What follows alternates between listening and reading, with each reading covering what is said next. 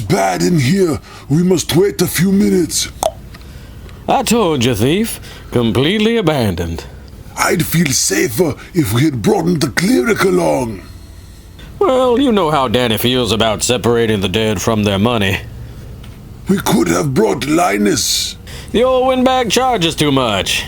Besides, I may have picked up a thing or two when I was in Ashalom. Someone taught you magic. A very beautiful someone. And she worked magic. She worked a lot of things. Here we go. Her backside was the real magic. And this is why you didn't want to bring Danny down here. You wanted to bring me down here to brag about your little tryst, and you didn't want Danny to know about it. You don't care that this place could be crawling with unclean spirits. You don't want to ruin your chances with the cleric. Baldric, you will never bed her. And why do you still want to? You've seen that woman vomit, eliminate, plead for you. She's our brother now. You are incestuous. Look, let's not get into this here. Look around. Nothing has moved down here for years. I know for a fact that the previous owners burned their dead as part of their funerary rites. You got the traps, I got the heavy lifting. And we are not entirely without magic. What can you do? I want it to be a surprise. Poco, why do you travel with this ridiculous man? Stole my horse. And now I am stuck with a horse's ass. Are you going to tell the others about your magic? You know, there's a rumor about this crypt. Supposedly there's a fungus down here that, when eaten, can allow a person to understand the arcane. You've heard this rumor? I started it. And your wizarding woman, was she a rumor you made up too? No, the poor girl is very real. She wanted to marry, but I had to return to my brothers in arms. We still have a lot of work to finish in Greyport, after all. You told me they burned their dead. Well, I guess some of them weren't all the way dead. Don't tell me you're scared of a little art. Why do you want this money so badly? It's a private matter. So is your lechery, but you share that like it's stale bread. I may have offended someone in Ashalom, but I need to make an apology. That looks promising. Signal if you need any help. Oh! Now what? Now I surprise you. Trinitas Ashley Illuminate!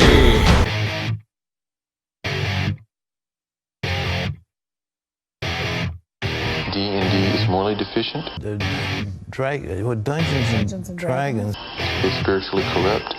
It is educationally evil because it teaches evil, and it is potentially dangerous. Mazes and monsters far out gate.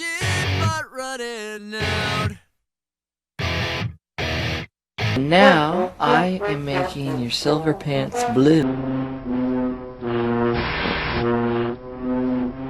Let's talk about shadows. Shadows are a good monster to punish your players with if they are off traipsing around without any spellcasters in the group. No, you never split the party. With some basic magic, shadows can be defeated easily, but without any magic, they can be a nightmare. Having access to magical light is a must, as torchlight won't be enough to prevent them from hiding as a bonus action. And trying to hit a hidden shadow without an area effect will be bad enough, but being hidden means advantage on their attacks too, and they hit hard. 4 to 14 necrotic damage is bad enough, but they drain strength as well.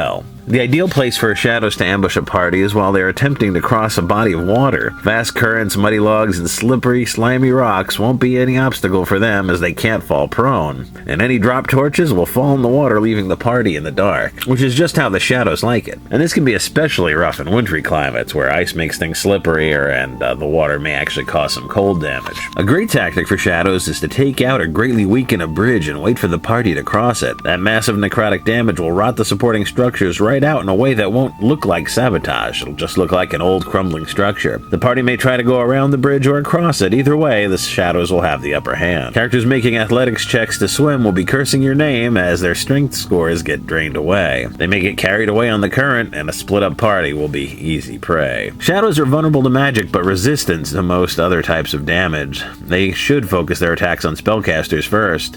Even high-level casters are going to have trouble dealing with that strength drain. If the party begins to gain the upper hand, it should be no trouble for shadows to get away, only to return later. Their quick movements and bonus hide actions mean they can dash 80 feet and hide every round, squeezing through inch-wide cracks as they go. If they are ambushing by a body of water, they can simply hide somewhere under the water and wait the party out. The stealthy nature of shadows means they can explore an area fully without giving away an ambush. So where can you get good shadow miniatures for your tabletop? Well, Wizards of the Coast does have an official shadow miniature. It came out out with the Night Below set. Here it is on Troll and Toad. It is almost $8 before shipping. That's for one. Very cool looking miniature, not really painted. It's kind of high for a chunk of plastic. Now you could simply also take any excess miniature that's roughly humanoid size and just spray paint it in black. And that can act as a shadow. Surely it's a little chintzy, maybe not the best option. Now what I like, at least what's available in stores, or used to be, are these Dreamblade silhouettes. I've got a bunch of them. I think they're one of the best Dreamblade miniatures put out there. You don't see a lot of shadow options otherwise. These are really quite nice. But I'm also going to show you today how to make your own shadows if you can't find these. And actually, these are kind of hard to find now, too. Dreamblade stuff is, long out of print. And good miniatures like this aren't really being sold that much. So what you're going to need is some plastic that you'll get from a salad bar or takeaway or from a deli in a supermarket. Now, not just any kind of plastic container will work. It needs to have this number 6 here in the recycling symbol. Will shrink for you, like Shrinky Dinks do. Now, you certainly go out and just buy blank Shrinky Dinks and make your shadows as well. Give them the nice two-dimensional look you want. But that's not what we do here in Miniature Mashup. I, of course, am going to use something from some takeaway, and I'm going to freehand a couple of shadows. I'm not exactly sure how small they're going to come out, so I'm going to vary their sizes up a little bit. And we're just going to pop those in the oven for just about a minute at 350. You want to get your oven preheated first, of course. And they are going to shrink on down, become solid, and then I'm going to hot glue them to some wooden bases. I'm going to paint the base in black. I'm not going to do any highlighting. Highlighting on a shadow seems kind of silly. I'm going to keep experimenting with this plastic, though, so expect to see more of this on Miniature Mashup in the future.